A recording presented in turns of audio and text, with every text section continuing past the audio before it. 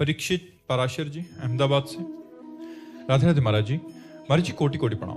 गुरुदेव, आपके बताए मार्ग पर पिछले 4 वर्ष से चल रहा हूँ। महाराज जी, स्वप्न में पवित्रता कब और कैसे आएगी? मलिन विचार जो स्वप्न में आते हैं वो कब ठीक होंगे? प्रकट में तो प्रयास करते हैं कि ऐसा। जब साधन करते करते स्थूल शरीर से पाप कर्म बंद हो जाते हैं तो उसका प्रभाव सूक्ष्म शरीर पर पड़ता है। ये स्वप्न सूक्ष्म शरीर से होते हैं। स्थूल शरीर का जो आचरण है उसमें जो पाप जाने अनजाने में बनते हैं वो सब संस्कार स्वप्न में हमारे प्रकट होते हैं, क्योंकि सूक्ष्म शरीर बकाया रहता है सुषुप्ति में मन, वही मन फैलाता रहता है। तो ये जो व्यर्थ के स्वप्न, गंदे स्वप्न, नाना प्रकार के प्रापंचिक स्वप्न आते हैं, ये तब तक आएंगे जब तक अखंड भजन नहीं होने लगेगा। जब अखंड भजन शुरू करोगे, प्रयास करोगे, तो स्वप्न में संत आने लगेंगे, देवालय आने लगेंगे, तीर्थ आने लगेंगे, गंगा यमुना जी का किनारा ऐसा देखोगे, पवित्र फिर दृश्य, और धीरे धीरे फिर स्वप्न खत्म हो जाएंगे, भगवान की लीला चल पड़ेगी। तो ये जागृत, स्वप्न, सुषुप्ति, ये तीनों माया की अवस्थाएं हैं, स्वरूप की नहीं। ये माया जनित है, ये स्वरूप जनित नहीं है, ये नष्ट होने वाली है। इसलिए जागृत अवस्था में पाप न बने, निरंतर हमारा साधन चलता रहे, तो स्वप्नावस्था हमारी पवित्र हो जाएगी। महाराज जी, आपको स्वप्न आते हैं, और आते हैं तो कैसे आते हैं? वैसे प्राय इतना समय ही नहीं कि स्वप्न आने के लिए, वो तो उनके आते जो करवट बदलते रहते, को पड़े रहते। अब थोड़ी देर के लिए लेटना होता है, और लेटते समय चिंतन करते हुए वो बेहोशी सी आई, और जब फिर चिंतन खुला तो फिर वही चल रहा है। तो स्वप्न का तो कभी कोई, हाँ कभी कोई स्वप्न अगर ऐसा आया तो संत महापुरुष जनों की कृपा होती है, किसी संत समागम में बैठे हैं या अपने आराध्य देव की कोई संबंधी पद या कोई चिंतन चलता हुआ पाया जाता है। अब मतलब ऐसा नहीं कि कोई संसारिक स्वप्न आवे, गंदा स्वप्न आवे, अब ऐसा कोई चांस नहीं रहेगा। शमशेर सिंह जी अम्बाला से। राधे राधे महाराज जी। महाराज जी, भगवान जी गीता जी में कहते हैं, अवश्य में भोक्तव्यम कृतम कर्म शुभाशुभम। मनुष्य को अपने द्वारा किए गए शुभ या अशुभ कर्मों का फल अवश्य भोगना पड़ता है। महाराज जी, एक वाणी जी में संत पलटू दास जी महाराज कहते हैं कि पलटू लिखा नसीब का, संत देत हैं फेर। महाराज जी, इन दोनों वाक्यों में क्या रहस्य है? हाँ, जब संतों का संग करते हैं तो भगवान के चरणों की शरणागति प्राप्त होती है। और भगवान स्वयं अपने श्री मुख से गीता जी में ही कहा है, सर्वधर्मान परित्यज्य मामेकम शरणम ब्रज, तो अहम त्वाम सर्व पापेभ्यो मोक्षयिष्यामि मा शुचा। जैसे हमारे जो न्यायालय हैं उनमें फांसी दे दी जाए तो एकमात्र राष्ट्रपति का अधिकार है कि वो माफ कर सकता है, ऐसे ही हमारे भागवती न्यायालय से पास हो चुका है कि इसे ये शुभ कर्म भोगना है, ये अशुभ कर्म भोगना है, लेकिन भगवान उसे माफ कर सकते हैं। अहम त्वाम सर्व पापेभ्यो, सर्व पापेभ्यो मोक्षयिष्यामि मा शुचा, मैं तुम्हें परम पवित्र कर दूंगा, तुम्हारे सारे अशुभों को मेट दूंगा। तो संत जो पलट देते हैं वो अपने बल से थोड़ी पलटते हैं, वो तो भगवान के बल से पलटते हैं। जैसे तुम्हारा वृंदावन आना तुम्हारे भाग्य में नहीं लिखा, सत्संग में बैठना भाग्य में नहीं लिखा, राधा नाम जपना तुम्हारे भाग्य में नहीं लिखा, ये सब संत कृपा से प्राप्त हो रहा है, ईश्वर की कृपा से प्राप्त हो रहा है। तो यही कृपा आपके भाग्य को पलटते हुए मोक्ष तक ले जाएगी, भगवत प्रेम तक ले जाएगी। तो यही हुआ भाग्य का पलटना। मूलचंद जी आगरा से। राधे राधे महाराज जी। महाराज जी, संत सानिध्य व संत सेवा का फल क्या है? स्वयं में साधुता के लक्षण आ जाना और भगवान का अखंड स्मरण प्राप्त हो जाना। यदि संत संग कर रहे हैं, हमारी बहिर्मुखता नहीं मिट रही, हमारी संसारिकता नहीं मिट रही, तो हम में बहुत कमी है, हम सत्संग ठीक से नहीं कर पा रहे, या फिर वहाँ संत नहीं है। नहीं तो संत संग का सीधा फल है कुसंग का त्याग हो करके भगवान की भक्ति में रत हो जाना, भक्ति स्वतंत्र सकल सुख खानी, बिनु सत्संग न पावे प्राणी। जहाँ सत्संग हुआ तो अनपायनी भगवान की भक्ति हृदय में जागृत हो जाती है। अगर सत्संग हुआ तो हमारा मोक्ष मार्ग पुष्ट हो जाता है। संत संग अपवर्ग कर, कामी भव कर पंथ। संत का संग मोक्ष सुख प्राप्ति के लिए, कामी का संग संसार की प्राप्ति के लिए। तो संत संग से आवागमन चक्र मिट जाता है। संत संग से भगवान प्रिय लगने लगते हैं। संत संग से संपूर्ण दैवी संपदा हृदय में आ जाती है। और संत संग से वो स्वयं हृदय से साधु बन जाता है, बाहरी भेष चाहे जैसा हो। New Nivea soft daily UV अब 88% यूवी प्रोटेक्शन के साथ। Try it now.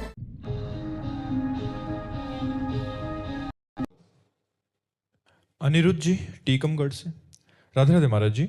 महाराज जी, परम पूज्य श्री हरिराम व्यास जी महाराज, श्री पीपा जी महाराज, श्री माता सीता सहचरी जी, श्री चीदर जी, माता चिदरानी जी, इन महापुरुषों जैसा संतों के प्रति जैसा प्रेम और समर्पण था, ऐसा हम जैसे नीच पापी अधमों में कैसा है? जब भगवान से प्रेम होता है तो भगवान के प्रेमी जन भगवान से भी अधिक प्यारे लगने लगते हैं।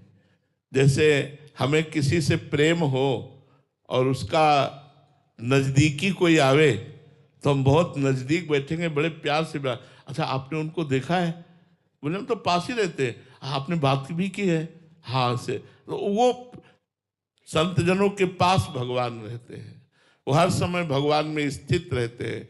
तो ऐसे प्रेमी जनों को संत जन प्राण प्यारे लगते हैं, भगवान से भी अधिक प्यारे लगते हैं। सातों सम मोहिमय जग देखा, मोते अधिक संत कर लेखा, भगवान का आदेश भी है। तो इसलिए इन महापुरुषों को भगवान प्राण प्यारे हैं। न धन है, न संसार से कोई संबंध है, न शरीर का कोई राग है, एकमात्र भगवान के अनुराग में डूबे हुए महापुरुष हैं। तो जब इन्हें अनुरागी जन मिलते हैं तो इनका हृदय खिल उठता है और लगता है क्या खवाऊं, क्या पिलाऊं, क्या सेवा करूं, कैसे रिझाऊं। फिर वो हर उपाय करके आए हुए संत को वो सुख देने की चेष्टा करते हैं। ये इसलिए कि उनके हृदय में भगवान का अत्यंत प्रेम है। जिसके हृदय में भगवान का प्रेम होता है उसे संत जन बहुत प्यारे लगते हैं, संत जन प्राण प्यारे लगते हैं। जैसे मेघ की गर्जना सुनकर, मेघ को देखकर मोर कुहुक कुहुक कर नाचने लगता है, ऐसे संतों को देखकर, संतों की वाणी सुनकर भक्त का हृदय नाच उठता है। आज मुझे भगवान ने संत समागम दिया। उमा संत समागम समन लाभ कछु आन। संतों से मिलना, उनसे भगवत चर्चा करना, इससे बढ़कर कोई लाभ नहीं है। तात स्वर्ग अपवर्ग सुख धरी, तुलाए अंग तूलन ताय सकल मिल, जो सुख लव सत्संग। भगवत प्रेमी महात्माओं का संग क्षण मात्र के लिए मिल जाए तो स्वर्ग और मोक्ष सुख को भी उसके बराबर नहीं रखा गया। इसीलिए भगवत प्रेमी महात्मा, भगवत प्रेमी महात्माओं को प्राण प्यारे हैं, अत्यंत दुलार करते हैं, यहाँ तक कि प्राण न्यौछावर करने के लिए भी तैयार है।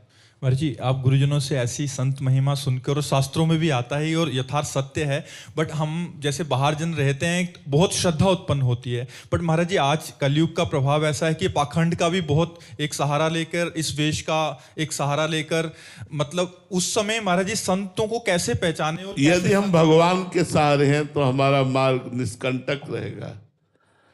यदि हम भगवान के सहारे हैं तो हमारा मार्ग निष्कंटक रहेगा। अगर हम ऐसी दृष्टि रखेंगे कि इनमें से पता नहीं कौन पाखंडी है, कौन सच्चा है, तो दोष दृष्टि होने की संभावना है और हमारा पतन हो सकता है। तो हम क्या करें? सब में भगवत भाव करें। सब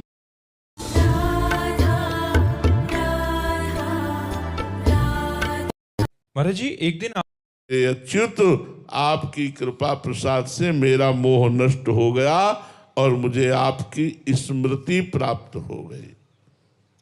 भगवान की विस्मृति भूल जाना ही सबसे बड़ी गलती है और भगवान का स्मरण करना ही सबसे बड़ी साधना है। शिवम हरिवंशी जी। राधे राधे महाराज जी। महाराज जी, एक दिन आपने एकांतिक में बोला था कि दया बिना साधु कसाई, दया करी तो आफत आई। महाराज जी, इसका भावार्थ क्या है? जैसे हिरन पे दया की भरत जी ने देखा कि एक मृगी प्यासी थी, वो जल पीने के लिए आई और गर्भवती थी। गर्भ बिल्कुल प्रसव में ही परिणित होने वाला था कि पीछे से सिंह ने दहाड़ की। उस हिरनी ने, मृगी ने छलांग मारी तो छलांग मार के उस पार निकली, पर गर्भ बीच में ही गिर गया धारा में और उस पार जाकर मर गई। दयालु भरत जी ने देखा ये बच्चा तो मर जाएगा पानी में, उठा लिया, उसे अपनी कुटिया ले गए जो झोपड़ी बनाई हुई थी। चक्रवर्ती सम्राट थे महाराज, जिन प्रभु के लिए सब कुछ त्यागा, अपनी रानी, अपने पुत्र, अपना परिवार, राजपाट सब त्यागा, वही उस हिरन के बच्चे में आसक्त हो गए। 2-3 दिन रखना चाहिए, इसके बाद हिरन के झुंड में छोड़ देना चाहिए, क्योंकि जिन प्रभु के चिंतन के लिए परिवार छोड़ दिया तो हिरन का बच्चा क्या। अब उनको लगा कि अगर मैं इसे छोड़ देता हूं कहीं भेड़िया ना खा जाए, कहीं सिंह ना खा जाए। ऐसी भावना से युक्त होकर के वो हिरन को सदैव अपने पास रखने लगे। अपने कांधे पे चढ़ा के गंडकी नदी जाना, अपने कांधे पे चढ़ा के, यहां तक कि भगवान का विस्मरण हो गया। भागवत उठा के पढ़ लो, भगवान का विस्मरण हो गया और हिरन की स्मृति, प्यार, दुलार, आसक्ति में इतना तन्मय हो गए कि अंतिम समय शरीर छूटा हिरन का चिंतन करते हुए, तो अगला जन्म उनको हिरन का प्राप्त हुआ। तो दया ने मार दिया ना, भगवान के विस्मरण से युक्त कर दिया। जहां भगवान का स्मरण था वहां भगवान का विस्मरण करा दिया, हिरन का स्मरण आ गया। तो दया करना जरूरी है, दया बिना साधु कसाई। लेकिन होश में दया को एक सीमा में बांध कर रखिए, जिससे आपका धर्म, आपकी भगवत स्मृति नष्ट ना होने पावे। हम दया दूसरों पर करें, पर हमारा भगवान का स्मरण सदैव चलता रहे, हम धर्म से युक्त रहें, हम कहीं उस पर आसक्त ना हो जाएं, ये सावधानी रखने के लिए कहा गया। दया बिना साधु कसाई, और दया करी तो आफत आई, बहुत सावधान हो करके। जी, श्री राधा वल्लभ लाल की।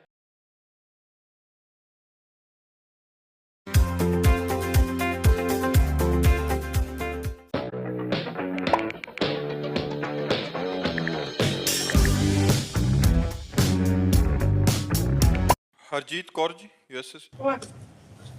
वाहिगुरु जी का खालसा, वाहिगुरु जी की फतेह। महाराज जी, जिन प्रेम किया तिन ही प्रभु पाए।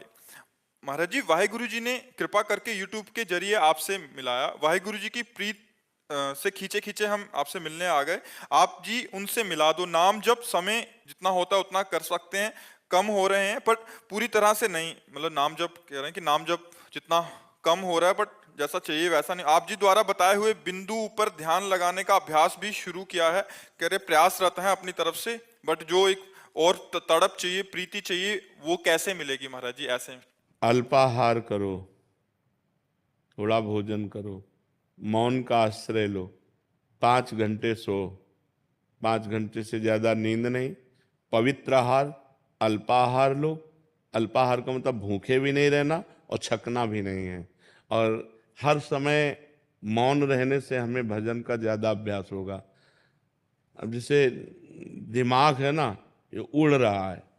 अब जब अपनी बात बताए ना, हमारी खोपड़ी जैसे साए मचा है एकदम दिमाग में। और जैसे बचपन से इस मार्ग में रहे तो हमें साए जैसे, मतलब बस चुप होने की जरूरत है, बस चल रहा है। अब जैसे बात कर रहे हैं तो हमारे दिमाग में छाया हुआ है, क्योंकि अब जैसे यहाँ घंटे 2 घंटे हमारे व्यतीत हुए, इसके बाद बंद, ना किसी से मिलना, ना नीचे उतरना, ना बाहर। अगर हम किसी चीज का अपने में बसाना चाहते हैं तो उसके लिए हमको समय देना। एक वैज्ञानिक जब किसी बात की शोध करता है तो बहुत एकाग्र, एकांत, शांत, उसी में लगन लगाएगा। हम तो परमात्मा की शोध कर रहे हैं, हम तो वाहेगुरु की शोध करें, उनको प्राप्त करना चाहते हैं। तो हमारी लगन ना हमारे देह में लग पावे, ना देह संबंधियों में लग पावे, ना भोगों में लग पावे, केवल वाहेगुरु में लगे तो अभी तन्मयता हो जाए। तन्मया स्थिति जब तक नहीं आएगी तब तक बात नहीं बनती। तो हमें हर समय अपने गुरुदेव में, अपने इष्ट में लगे रहना है और जबान चलाते रहना है। जैसे अब हम उपांशु जप कर रहे हैं, मानसिक नहीं, हमारी जबान चल रही और हम मंत्र जप रहे हैं। अब हम मानसिक जप रहे हैं, चल रहा है। आप भी जप के देखो तो कोई आश्चर्य की बात थोड़ी। 2-4 बार तो आप भी मानसिक जप सकते हो, फिर मन भाग जाएगा। देखो चल रहा है, मानसिक में कोई हरकत नहीं होती, चल रहा। उपांश में हरकत होती जबान में, ऐसा लगेगा कुछ बुदबुदा रहे हैं। और वाचिक में तो ऊपर है ही है, राधा राधा राधा राधा राधा राधा राधा। तो ऐसे हम हर समय उपांश में रहें जब तक हमारी मानसिक स्थिति अचंचल ना हो जाए। अचंचल का मतलब होता है स्थिर। जैसे विषयी पुरुष का मन भगवान पे लगाया जाए तो भागकर विषय में चला जाएगा, ऐसे भक्त का मन विषय में लगाया जाए तो भागकर भगवान में आ जाएगा। वो विषय में नहीं लगेगा क्योंकि उसको स्वाद मिल गया है नाम का, उसको वाहेगुरु की कृपा मिल गई है। तो हमको चाहिए कम भोजन, कम सुनना, कम बोलना, कम सोना। अगर इन नियमों को हम धारण करें और एकांत सेवन अधिक समय करें और खूब नाम जब उपांश से करें तो हमारा मानसिक में प्रयोग, जहाँ मन लग गया फिर वो हटाए नहीं हटता है। मन निरंतर प्रभु में लग जाए फिर वो हटाए नहीं हटता है। ये जो हम आपको बताते हैं कि हम ऐसे ऐसे, ये बहाबूदी नहीं बताते, अहंकार के लिए नहीं, लेकिन अभ्यास। यदि अभ्यास किया जाए तो बहुत सरल हो जाएगा। हम आपसे बात कर रहे हैं लेकिन हमारे दिमाग में वही बात नाच रही। जैसे आप हमारी बात सुन रहे हो, अंदर कुछ और चल रहा है ना। जैसे डबल कह दे कि आप हमसे बात कर रहे हो तो भजन कैसे कर रहे हो। तो जैसे आप हमारी बात सुन रहे हो, श्रवणेंद्रिय से सुन रहे हो, लेकिन आपका अंदर का सिस्टम कुछ और चल रहा है। आप हमारी बात पे पूरे नहीं हो, बार बार कुछ और चल रहा है। वही वही उसी जगह जब नाम पहुंच जाता है तब बार बार हम आपसे बात कर रहे हैं लेकिन वो खिंचाव उसी तरफ चल रहा है। तो हमारा निरंतर भजन होगा। जब हमारा ऐसा चिंतन होगा तो हमारा निरंतर भजन होगा। उसे कहते हैं परावाणी के द्वारा भजन। होता है वैखरी, मध्यमा, पश्यंती और परावाणी। परावाणी में वो परिपक्व साधक हो जाता है, वो सिद्ध साधक हो जाता है जिसकी ऐसी स्थिति होती है। तो हमको एकांत सेवन करना है, हमको पवित्र और थोड़ा भोजन करना है। अपवित्र भोजन भी भजन में बाधक है। तो ये ध्यान रखें कि हमारा भोजन बहुत पवित्र होना चाहिए और हमारा संग बहुत पवित्र होना चाहिए। और बस 5 घंटे से ज़्यादा सैया में सोना नहीं चाहिए। उठ के बैठ जाए और नाम जप करने लगे। ऐसा अभ्यास करके देखो। और मूल तो गुरु कृपा है, वाहेगुरु जी की कृपा है, प्रयत्न अपना है, प्रयास अपना है और फल तो गुरु कृपा से ही प्राप्त होता है।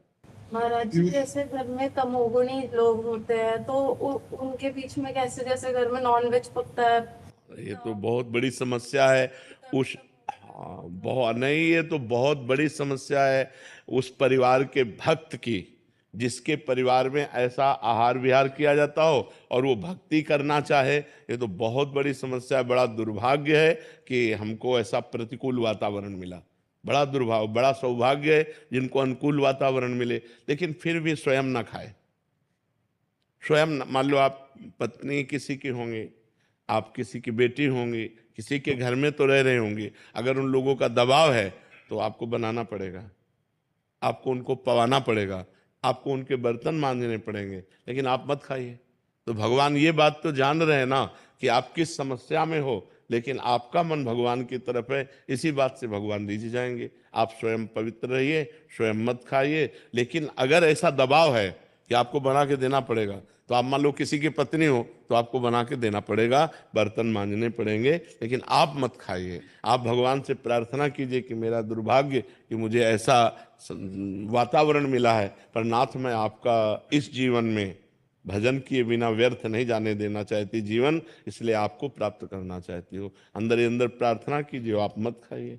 मुझे लगता है कि अगर परिवार के लोग थोड़ा भी सुलझे हों तो जो ना पाना चाहे उसे दबाव नहीं देना चाहिए। आपकी भाई रुचि है, आप नहीं छोड़ पा रहे,